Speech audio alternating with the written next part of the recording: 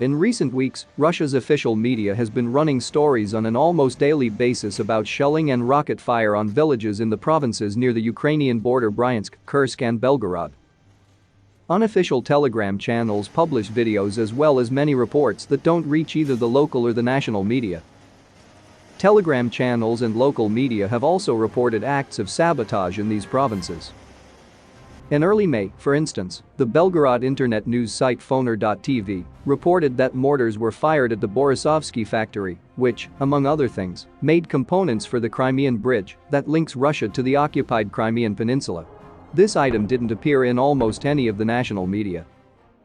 Other similar reports published on Telegram or in local media outlets generally receive no response from the authorities. 3 civilians have so far been killed in Russia by Ukrainian fire, 2 in the Belgorod district and 1 in the Kursk district. Ukraine has maintained a policy of ambiguity on these attacks. In late April, Mikhail Podolyak, an aide to President Volodymyr Zelensky, wrote on his Telegram channel that the provinces of Belgorod, Voronezh and Kursk are now actively learning the meaning of the term demilitarization.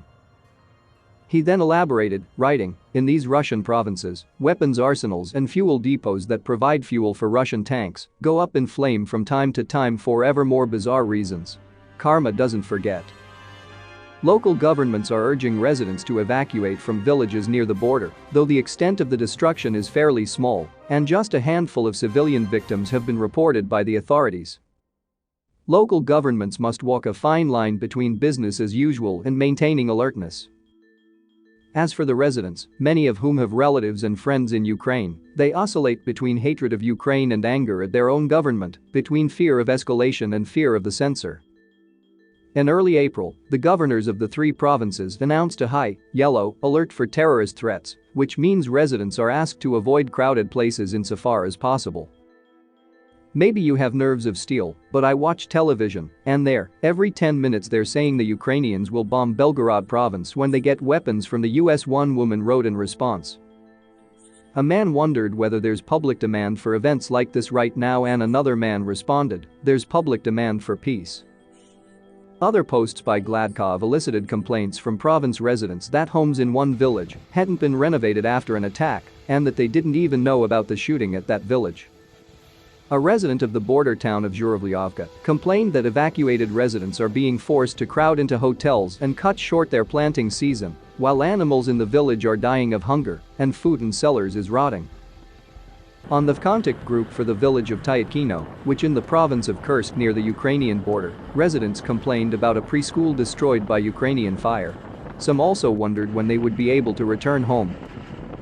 Fyodor, a journalist from Belgorod who, like the other interviewees, asked to remain anonymous, said that we, the local journalists, have verified information that there are soldiers in the villages that are under fire, or at least, there were when the shooting occurred.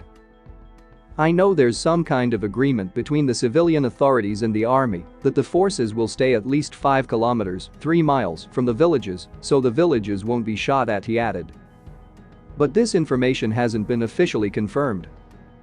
For now, the province is divided between those who support the war and those who condemn it.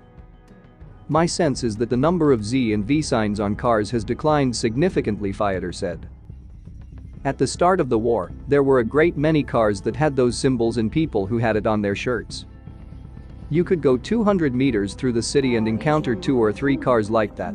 Now, there are very few. Sometimes, when I'm walking in the center of town, I don't see even a single car like that.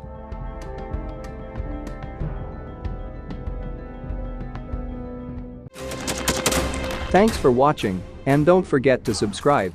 Also, if you want to support Warthog Defense, please become our member and get early access to new videos, exclusive members-only videos, and become administrator in comment section. The membership link is in the description. Every day. We had a guy last week, it's 6 rescues in 6 days. He's doing the job every day.